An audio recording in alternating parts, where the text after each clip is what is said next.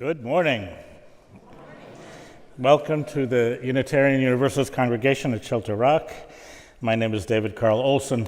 I serve this congregation along with my colleague, Reverend Megan Henry, our student minister, Brian Bauer. And today we celebrate the ways our Green Sanctuary Committee helps this congregation live into its values. We are a leader-full congregation with leadership by ministers and committees and staff, all of us governed by an elected board of trustees, and I'm pleased to welcome to the pulpit this morning Trustee Dana Gum. Why not?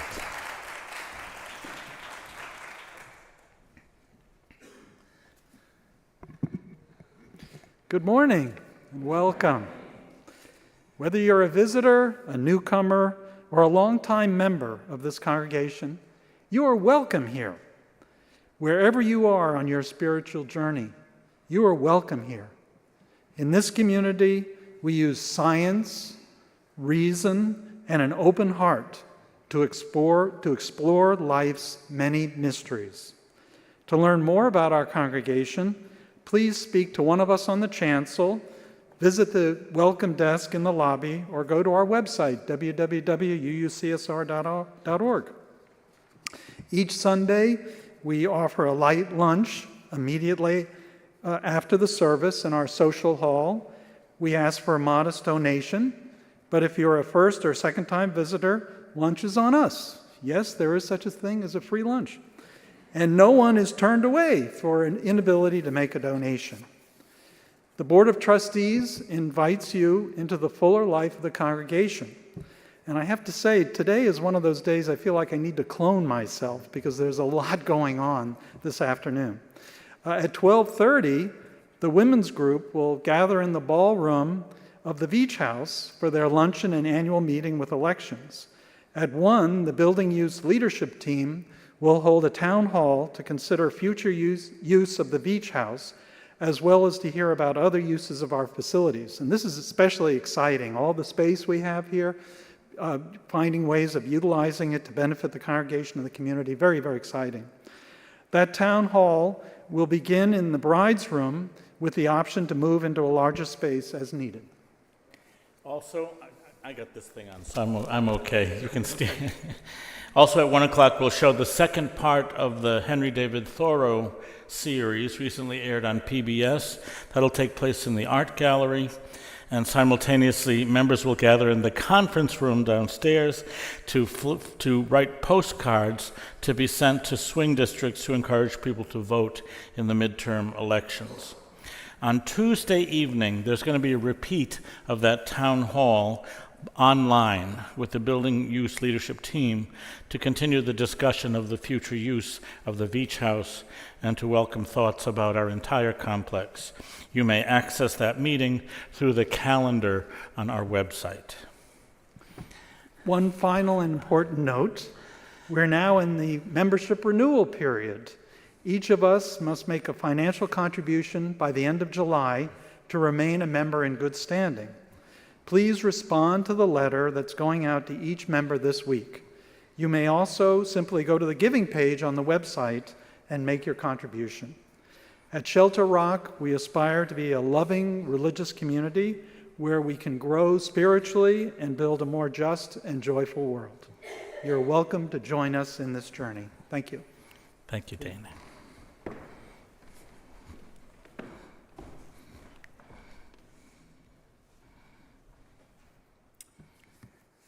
Welcome to the Green Sanctuary service. We are glad to welcome one another and to enter this place rejoicing. This morning, we are centering on how it is we abide on this life-giving earth. The Matinecock people were once the stewards of this land. Later, European settlers took their place and created farms, homes, and places of commerce. In a remarkable moment of the super wealthy came with their dreams of creating a space that reflected their values and ego. Now it is our turn to tend that piece of earth, to defend it, to nurture it, and even to love it.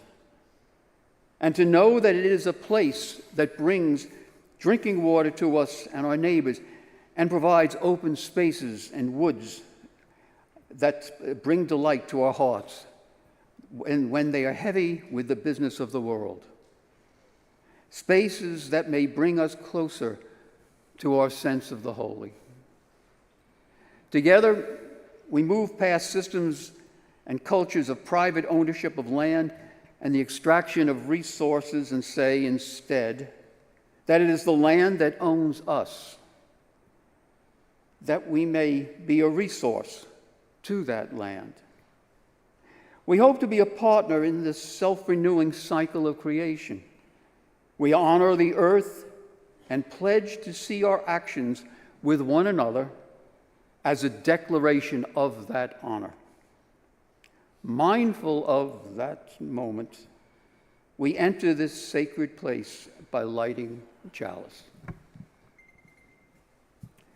As the first green begins to peek through the barren ground, as that little sprig grows into a healthy stem, and as that stem grows into a stalk and forms a bud, as that bud slowly opens with each new day to form a yellow daffodil, let us begin like that first hint of green, renewed by the warmth of the sun's rays, and ready to emerge with a new energy, ready to face the day.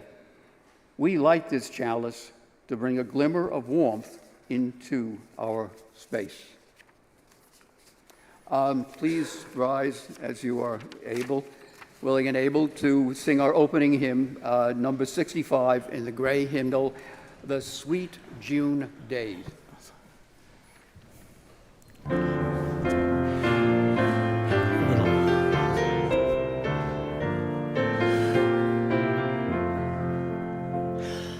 The sweet June days are come again, once more the glad earth yields its golden wealth of ripening grain and breath of clover fields, and evening shade of summer woods and roll of summer air, and winging thoughts and happy moods of love and joy and prayer.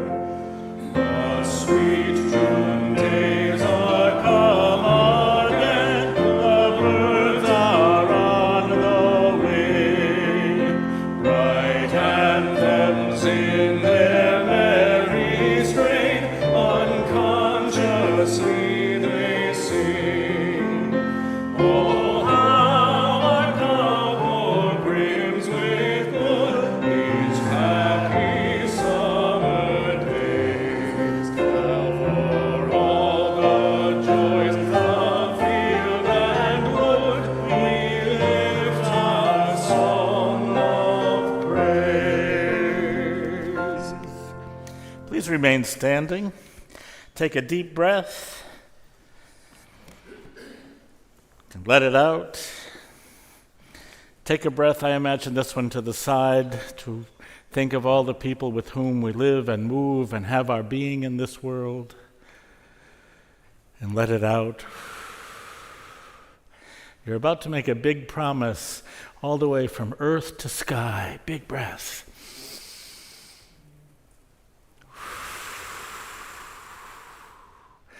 And so filled with air and filled with promise and filled with life, we make this bold declaration.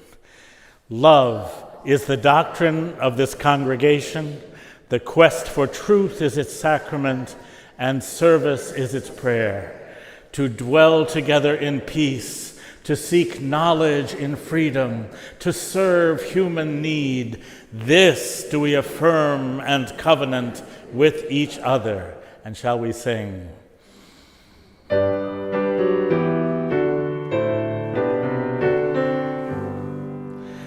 From all that dwell below the skies, let songs of faith and hope arise. Let peace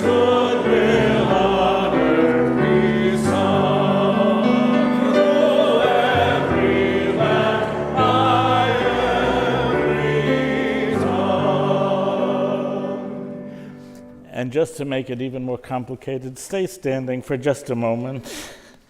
We're going to read responsive reading based on the words of Chief Noah Self. The words will be on the screens or in your gray hymnals in the back, number 550. I will read what is in the book, the upstanding type. On the screen, everything's italics. So on the screen, I'm going to read the top of the screen, and you're going to read the bottom of the screen. How does that go? And I'm going to say, do not rush it. Read it together like poetry. Read it together like a chorus. All right? This we know. I'm reading that. I know, it's confusing because the slides changed. This we know. The earth does not belong to us. We belong to the earth. This we know. All things are connected like the blood which unites sun and atom. All things are connected. Whatever befalls the earth befalls the sons and daughters of the earth. We did not weave the web of life. We are merely a strand in it. Whatever we do to the web, we do to ourselves. Please be seated.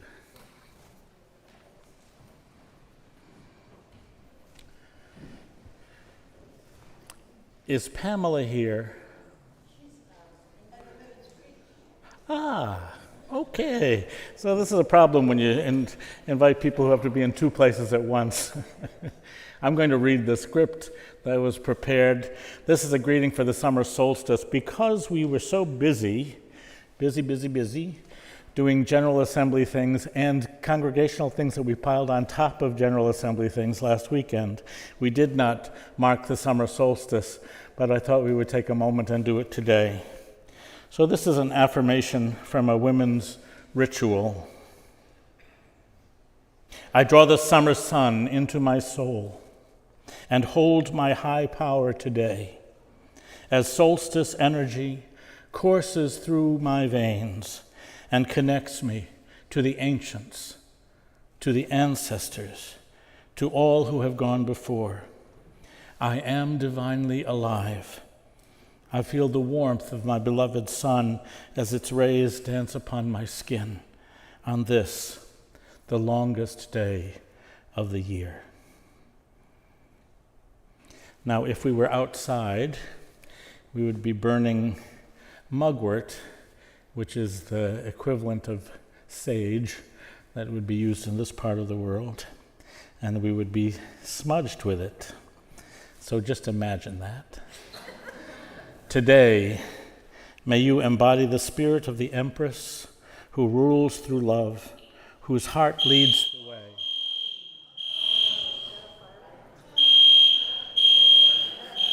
The idea of it. We are required to exit the building.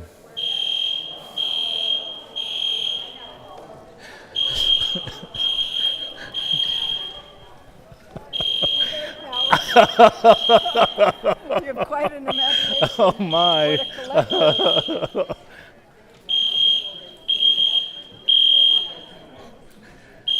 Never a dull moment. I tell you.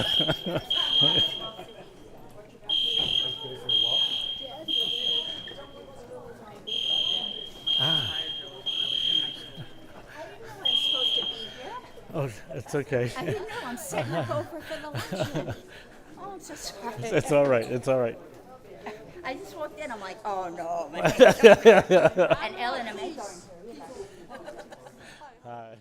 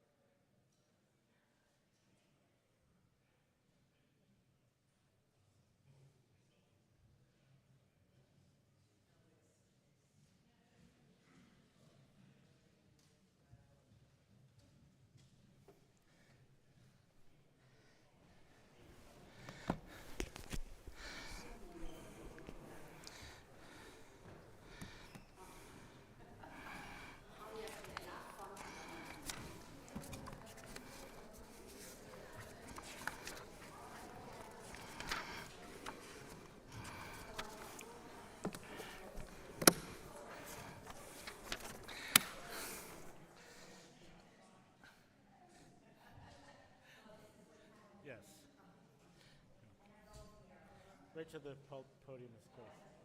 Yeah.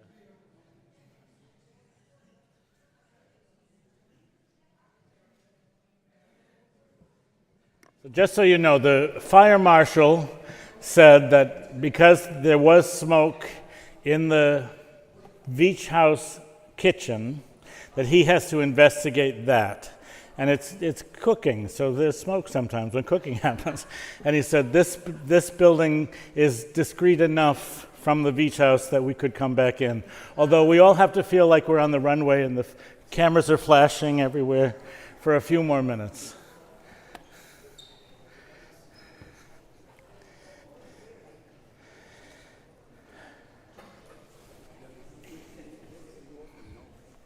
Yeah. So I'll wait till everyone gets here. yeah, and Pamela is going to do the blessing.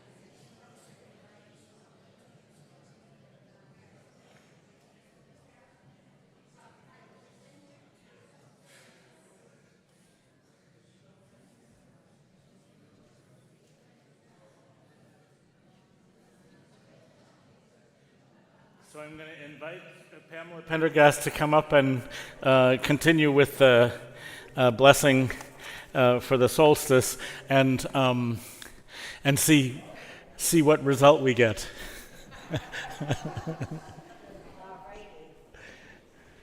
Morning, everybody. Okay, just put my glasses on.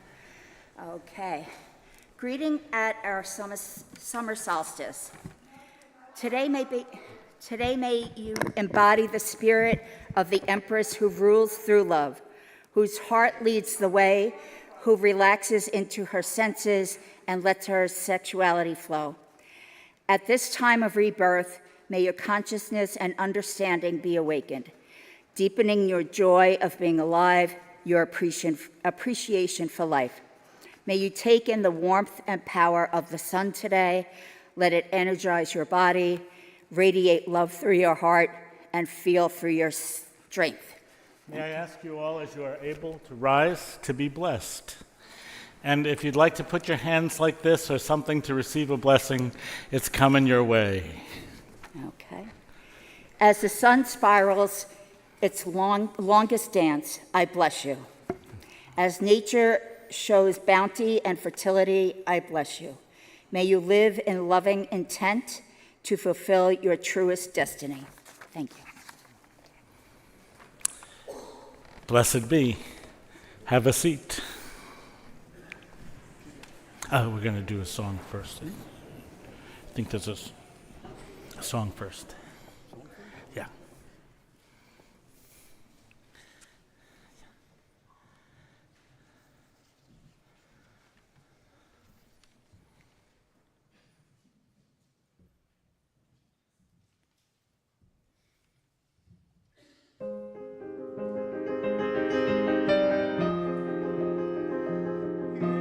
Time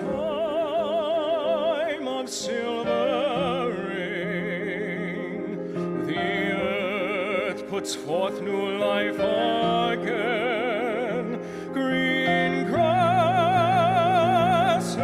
grow, and flowers lift their heads, and over all the plain the wonder spreads of life, of life.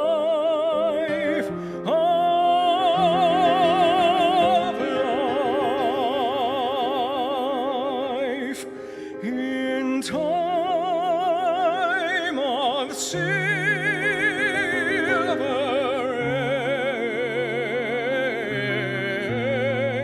The butterflies lift silken wings to catch our rainbow cry, and trees put forth new leaves to sing in joy beneath the sky.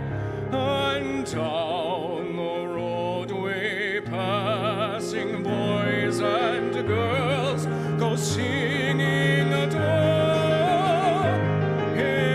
time of silver rain. When spring and life are new.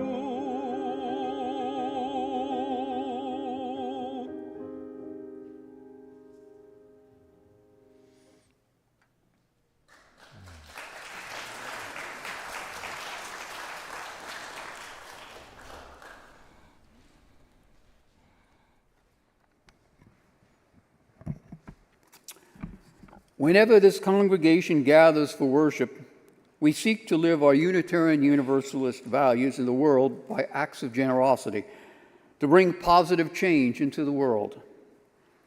Pink Haven Coalition is a collection of transgender organizations, mutual aid groups, progressive faith communities, queer associations, and individuals that are working for trans liberation, joy, safety, and care. In response to increasing threats against transgender and non-binary people, Pink Haven helps build networks of direct support for gender diverse people and their families, including relocation to safer states, connection to mutual aid, and access to gender-affirming health care. Their work centers on the lives and experience of trans, BIPOC, and gender-expansive people, affirming that trans lives are sacred and that liberation is a shared responsibility. The ways to give are on the screen and on the pew cards. Please be generous.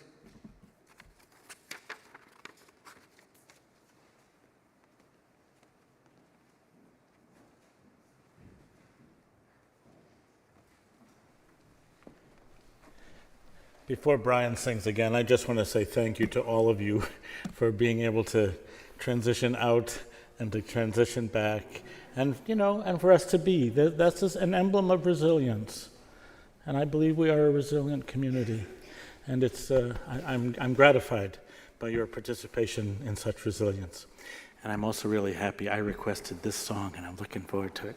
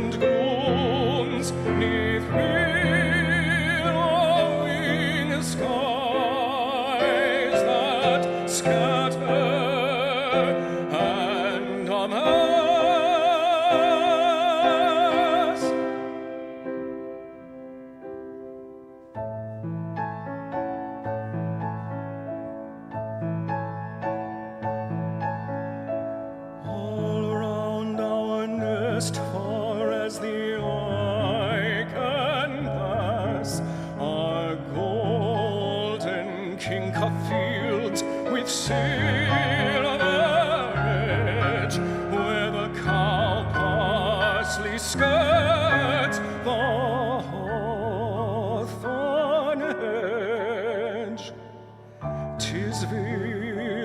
to silence, still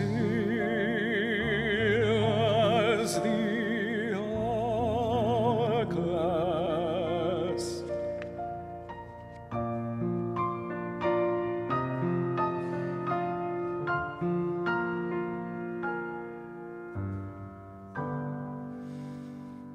Deep in the sun-searched growths, the dragonfly hangs like a blue thread loosened from the sky.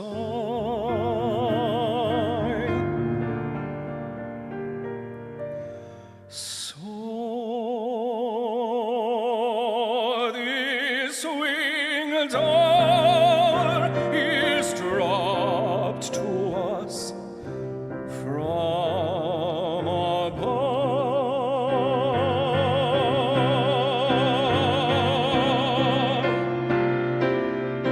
Oh, clasp we to our hearts, for deathless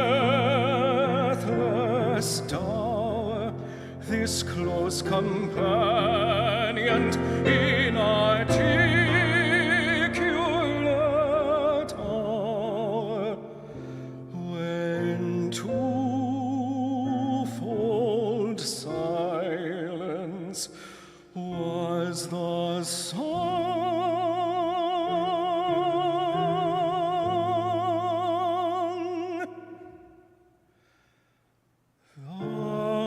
The song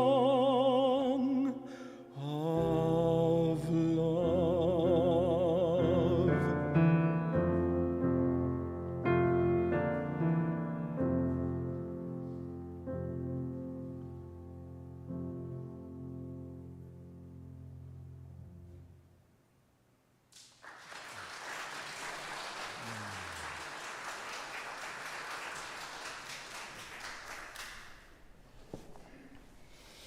Thank you.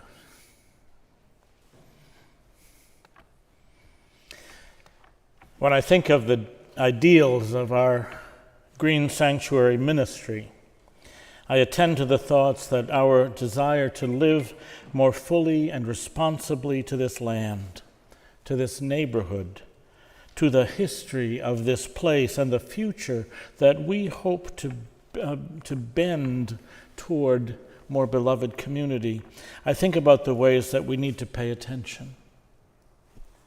To pay attention, not only to some high-minded ideals, that's an easy place for me to go, but to consider that what it is we do. Consider how it is, not that we're here to shame each other, not here to shame ourselves about the consumptive ways that our culture inhabits, but gracefully to inhabit this place and this community that we are building here, to walk gently, to move gently on the earth, and to protect the aquifer which lies under this place. The Green Sanctuary movement among Unitarian Universalists is as old as celebrations of Earth Day. In the past 15 years, about 30% of our UU congregations have sought and achieved the Green Sanctuary status, working to raise consciousness and align our values with actions that move toward greater recognition of our place in this interconnected web of all existence. Now, a completely renovated, revitalized program, Green Sanctuary 2030, Mobilizing for Climate Justice, offers a flexible and manageable and impactful process to support congregations like ours in our work toward transforming ourselves into places that are reflecting a desire for climate justice. Our Green Sanctuary ministries are engaging in intersectional actions in 4 areas. I bet I might have a slide.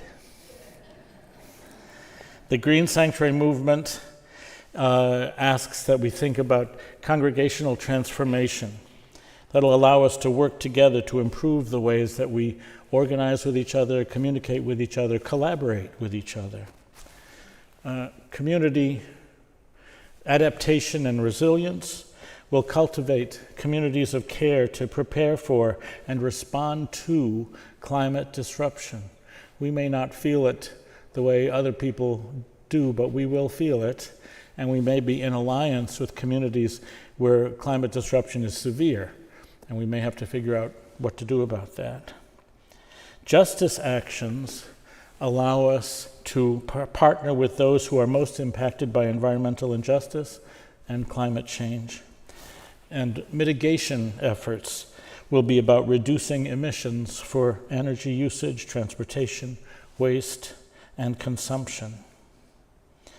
As we pursue annual certification, and the Green Sanctuary Committee is trying to figure out how we'll do an annual report for annual certification, we will, here's another slide, I bet. Think about nourishing our team, adding members to the team, finding ways for the team to exist across this huge space and across the generations of our community. We might ground our context, come to a place where we're actually thinking about what matters in this neighborhood, on this land, in the neighbors around us, on all of Long Island. New kind of imaginations. The reimagining our community thriving is asking for us to use all of the tools that we have and to state that we believe that we are thriving. So every year to say exactly how it is. We'll agree each year to short-term actions and long-term goals, and we'll report them. And we'll explore some opportunities. We might make some guesses about what we ought to be doing. We might try some things out, some of which will go great, and some of which won't go so great. And I hope we'll be learning and learning and learning. And then finally, how do we mobilize ourselves? How does this committee mobilize for actions within this greater community to allow us to report each year about how we're doing? And we think that all of these, they're kind of written in a circle. We think that each thing feeds the other, and they exist, and they depend on each other, just like we're learning to depend on each other. Now, this might sound like a lot of work, but that's a reason that many of us are here. We're not here just to be entertained. We're here to be put to the task of building a new way of being with one another, of building in a way countercultural. There are ways the culture of the United States proceeds in the world. There are ways the culture of Long Island proceeds in the world. Those cultures proceed in our hearts too. And I come to this place to have a countercultural experience, to not jump into war, to not imagine that I can annex Greenland or fill in the blank, right? That and the annexation is not just Greenland, right? I mean, I need to be a non-annexationalist person. And so I come here to do that work. Car culture in Long Island sometimes makes me nasty. I come here to not be so nasty, right? So this is a lot of work, but I come here to do that work. And my work is not your work, but we each get a chance to figure out what our work is. And together do the work of moving tenderly, respectfully on Mother Earth and relating respectfully and tenderly with each other. And celebrating that we are mammals. We are mammals who respond to the seasons. So to celebrate this season, I'm going to read a selection from a poem by Paul Laurence Dunbar, one of the first African-American poets whose work was widely circulated both in the United States and beyond, from his early career in Dayton, Ohio, where some of his poetry was published by these two guys. I don't know if you've ever heard of them, Orville and Wilbur Wright. They had a newspaper. His 6 months of reading in the United Kingdom, his appointment as a clerk at the Library of Congress. Paul Laurence Dunbar captured the uniqueness of Black life, publishing works that included African-American dialect poems, speaking from a Black perspective, and showing the universality of the Black experience. This poem is called In Summertime. When summertime has come and all the world is in the magic thrall of perfumed airs that lull each sense to fits of drowsy indolence, when skies are deepest blue above and flowers aflush, then must I most love to start while early dews are damp and wend my way in woodland tramp, where forests rustle tree on tree and sing their silent songs to me, where pathways meet and pathways part, to walk with nature, heart by heart. The summer sounds and summer sighs that settle a restless mind to right, the summer sounds and summer sights that set a restless mind to rights when grief and pain and raging doubt of men and creeds have worn it out. The bird's song and the water's drone, the humming bee's low monotone, the murmur of the passing breeze, and all the sounds akin to these that make a man in summertime feel only fit for rest and rhyme. Joy springs all radiant in my breast, though pauper poor, than king more blessed. The tide beats in my soul so strong that happiness breaks forth in song and rings aloud the welkin blue with all the songs I ever knew. Oh, time of rapture, time of song, how swiftly glide thy days along, adown the current of the years, above the rocks of grief and tears. 'Tis wealth enough of joy for me in summertime to simply be. I invite the leaders of our Green Sanctuary ministry to share some thoughts on how we are here, where pathways meet and pathways part, to walk with nature, heart by heart. Jim?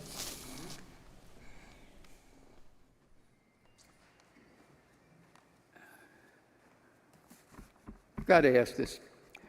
Has everybody here noticed the yellow railings on the RE wing of this building? Yes, everyone noticed them? And what are they for? Their railings are there to protect workers who are installing new solar panels.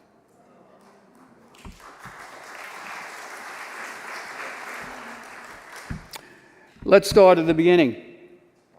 In 2010, we installed a 100 kilowatt array of solar panels. At the time, it was one of the largest in Nassau County.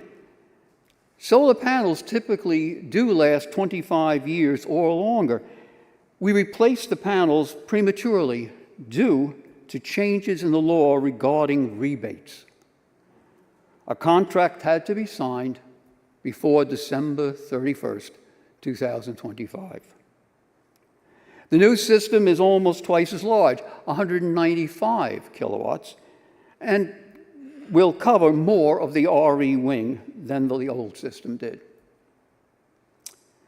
I don't know if everybody knows this, but it is cheaper to generate electricity with solar panels than with coal, natural gas, or nuclear. Wind power is also the cheaper alternative. The Green Sanctuary Committee is delighted that a greater proportion of the energy we use will now come from a renewable source.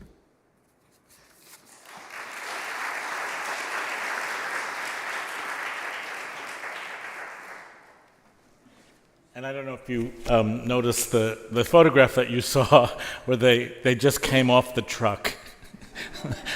So they look like a big pile of stuff bounded. That's what they are. We're so glad. Dana?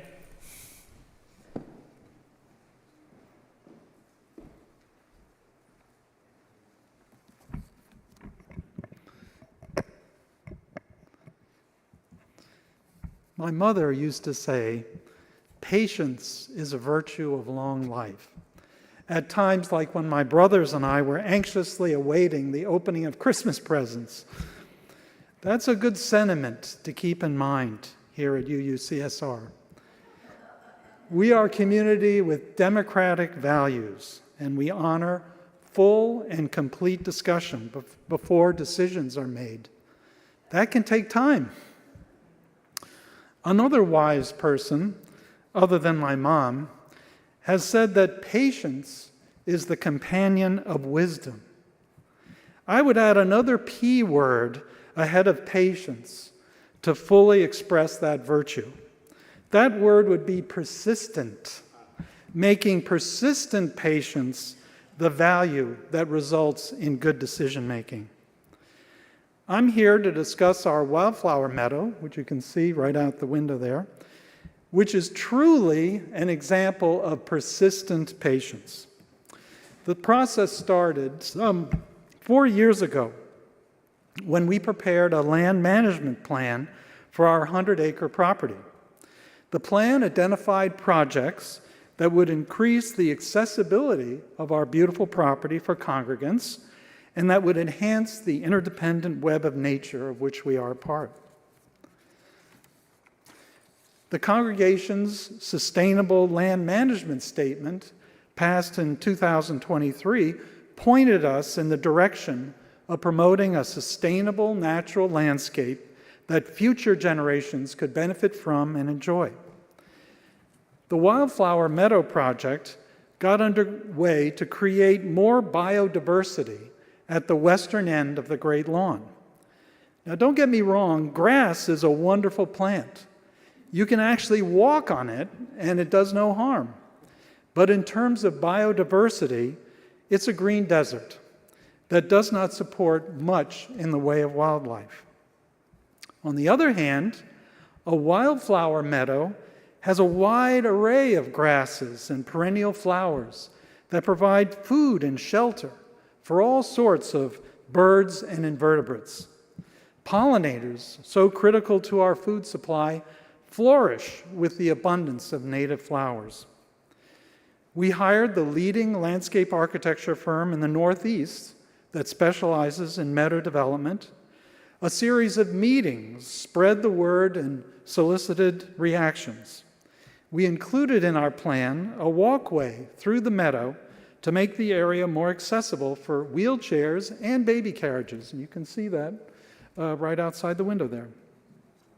As a result of that transparent discussion, the issue of how to kill all the lawn at the meadow site first became a flashpoint. What followed was the great glyphosate debate.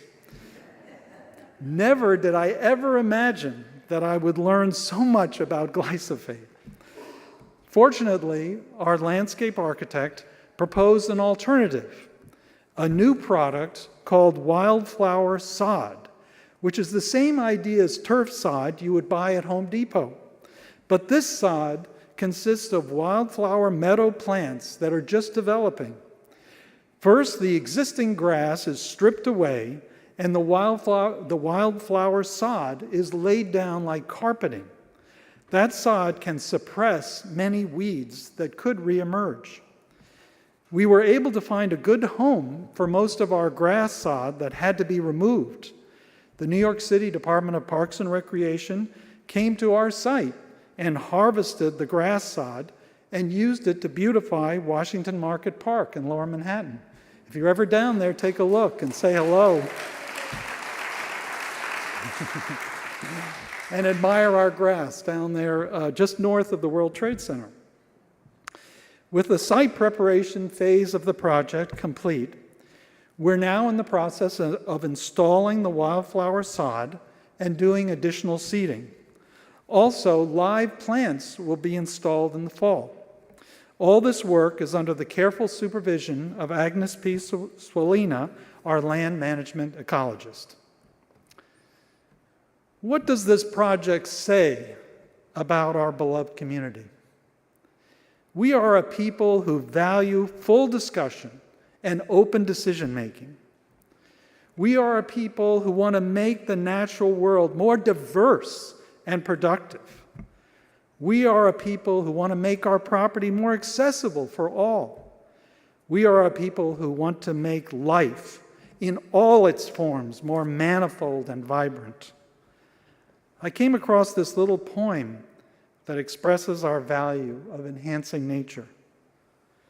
Dear Mother, hear and bless thy beasts and singing birds, and guard with tenderness small things that have no words. We can be proud of what we have accomplished. I look forward to our continued good stewardship of our beautiful property. Thank you.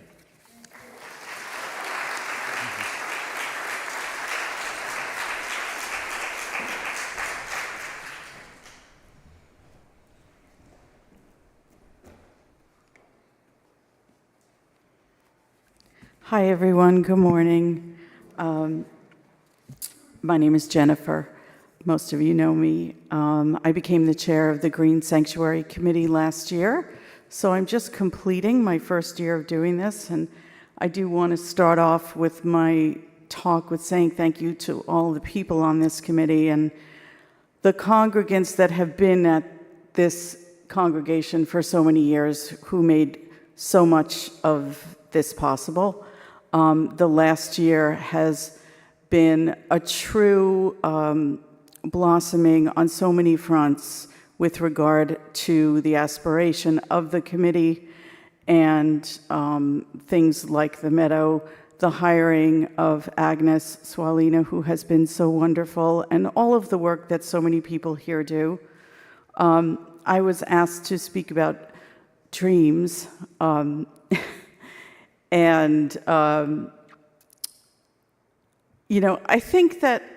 I think this committee has always been moving in the direction of its dreams, because I think that as Unitarian Universalists, we are ideas people. I am someone who is most certainly still discovering what it means to be a Unitarian Universalist, so thank you for the experience. But I asked myself this question, so what makes a dream, and how is it different from waking life? Sometimes those lines can be so blurred, especially now. We are living in a cataclysmic era on so many fronts, politically, socially, economically, environmentally. And some days are just surreal. We find ourselves just looking at certain situations saying, is this really happening? But here at UUCSR, we find respite, hopefully. We enter another world here when we can. And this happened to me in early May here, and has happened numerous times, but in early May, I volunteered to plant some tree saplings with Agnes and one of the new staff members here. And it was such a beautiful experience. It was the perfect day. It was only 62 degrees, and it was like stepping into another world, into a dream. Everything else faded away, and this is what nature does for us. Nature works so hard. Yesterday, I finally made it to the monthly Earth-Based Traditions meeting. I've been meaning to do that. Things just kept coming up. I was seated in the chapel facing the forest and an old drooping tree with leaves that were shaped like hearts, and I felt beckoned by it. And we started our discussion with the arrival of the summer solstice and the state of the sun's affairs. The sun has begun to wane, to shine for less time, and yet it's summer and things are really heating up. Nature is very busy propagating itself. This led me down the path of non-duality contemplation. Sometimes it's never a straight yes or a straight no, a right or a wrong. So many things are happening all at once, which of course led me to my experience of nature, and the word that just kept coming up for me was interdependence, right? All of these different relationships and systems working together, and in nature, it seems like they know how to do it. So we see so many interdependent species with these fascinating systems of efficacy. And many of them are suffering, dwindling because of our lack of understanding of our own part in this. So as Unitarian Universalists and all of the other activists in the world, thank God for us, right? There are so many organizations that continually reach out and educate us about what is happening in so many areas. I submitted a piece to the Quest very recently about the bees. And I learned a lot about bees over the last year because we have the bee population is really suffering, it's dwindling. We have native bees and we have honeybees. I didn't know this, but honeybees are not native. They were brought here in the early 17th century. Our native bees are the bees that make our agricultural system possible. They are extremely important. So in educating myself, I came across this gentleman from North Carolina who's been studying bees for 40 years in his backyard. And he's never been stung. And he hand crafts these bee houses for the long list of native bees. There are many different types, and they work. So I purchased one for our community garden, potentially, or somewhere near the new meadow, because while we did want to explore getting honeybee hives, it's a lot more expensive, and we have to remember the native population. I thought that was such a good lesson. There was such a good lesson in there, and I learned that here. So perhaps one day we'll make our own honey, but in the meantime, we're going to do a little experimenting with helping the native bees. So we've completed a number of seminal works this year, whether it's the meadow or just clearing the invasive species that are all over the property so that the native species can thrive here. And as a community, something that we're doing in the near future is we have reserved a table at an event called The Longest Table in Port Washington next month, July 29th. I actually got 2 tables. And the folks at Rewild, which we do so much partnering with, asked me to kind of take the lead on their table. And then I wound up getting a table for Green Sanctuary. And then I mentioned it at a membership meeting. They said, you know, we'll get another one. So it's really just a wonderful, simple event. It's a potluck dinner. The emphasis is no waste. So try not to bring plastic. I'm personally supplying like plates, dishware, and asking people to bring their own flatware.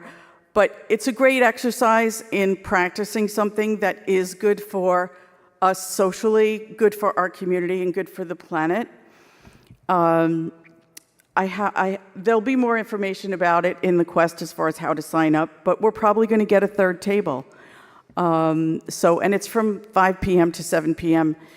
Raju from Rewild and I are going to take care of the cleanup portion of it, so we're making it really seamless, hopefully, for everyone, and we hope you'll come down. This event in itself was an offshoot of COVID. Someone in Brooklyn came up with this in late 2021, I think it was, early 2022, and it has really taken off. It's like a social movement. So, you know, after all of that social annihilation, it turned out to adapt into a community resurgence. Much like when a tree dies and falls, there's an entire ecosystem which feeds on that tree, but also other ecosystems that get to grow because of it, that will upshoot from a rotting old tree. So, which, you know, brings me back to that whole interdependence concept of how it happens in nature and how hopefully we will continue to aspire in that direction as a congregation. So, thank you.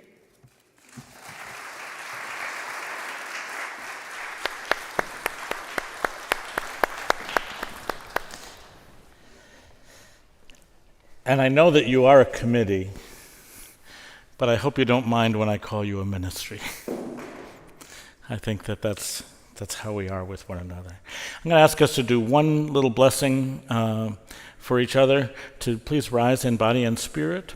We're going to do the antiphonal reading. We're going to do the reading that's in number 551. You can follow the screens. The people on this side of the room will read with me the top of the screen, and the people on this side of the room will read with Jim the bottom side of the screen. And again, we're reading as a chorus. We're not rushing. We're going to just say something beautiful, all right? Shall we? Earth, teach me stillness as the grasses are stilled with light.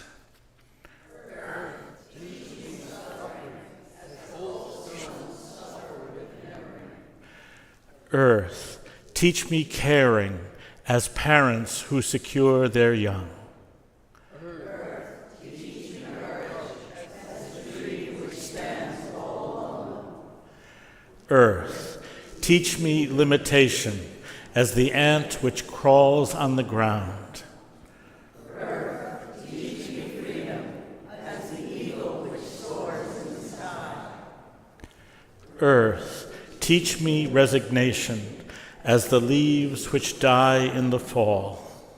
Earth, teach me regeneration as a seed which rises in the spring. Earth, teach me to forget myself as melted snow forgets its life. Earth, teach me to remember kindness and dry fields weep with rain. Our closing song is in the Teal hymnal. It's number 1068. It's a wonderful anthem by Carolyn McDade, Rising Green.